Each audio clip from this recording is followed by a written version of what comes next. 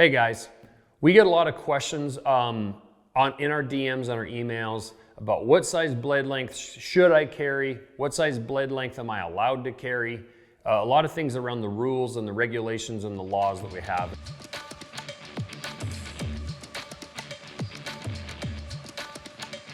Unfortunately, we do kind of live in this time, in this era, where there's certain types of knives, certain blade lengths that are outlawed in certain areas of the country. So let's get into this a little bit. Always be careful when you're carrying an assisted opening knife or an automatic knife where you push a button or you slide a scale or something to that effect, where a blade flies out in a way that's either assisted by a spring or fully functional by the motion of a spring.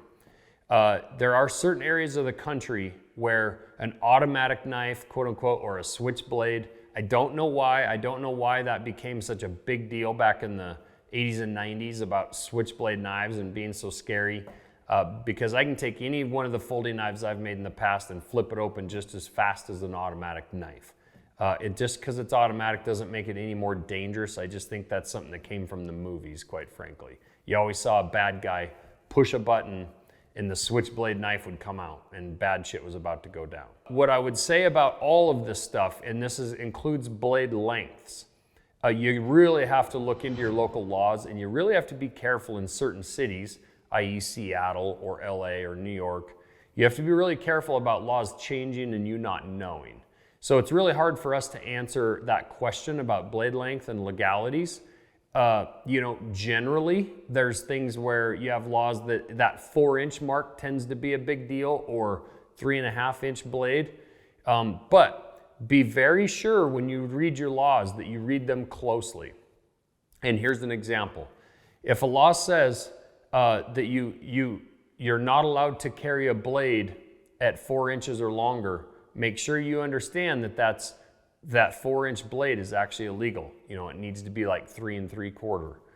It may say something like, a knife is legal to carry that's under 4 inches. So don't carry a 4-inch knife in that case and push the limits. Also be sure that you read into how they want you to measure the length of a blade. So on our mini speed goat here, we would measure that from the tip of this blade to where the handle material, in this case the paracord, starts. It's not your cutting edge from here, from like your ricasso or plunge grind area to your tip. So on our chef's knife, for example, again, it's from the tip of the blade in a straight line across the knife to the first point of contact with a handle. Now, that's how most people measure a knife.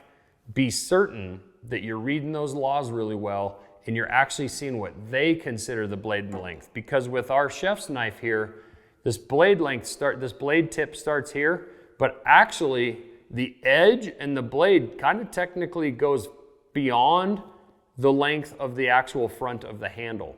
So now it becomes a question.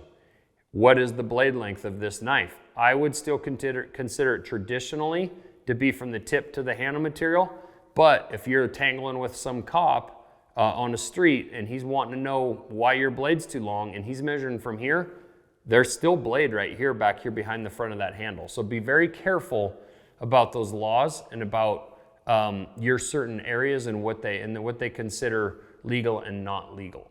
I also suggest if there's any doubt about that, just carry that thing concealed. And that's really maybe some bad advice because there are concealed carry laws, but generally most people aren't carrying a knife exposed in those big areas anyway. But when I say carry concealed, put that pocket knife all the way in your pocket without the clip hanging out. It's a very easy thing, and I've been stopped. I was stopped at the Metropolitan Museum years ago because I had just a pocket clip hanging out of my pocket, and a cop saw that there was a knife in my pocket.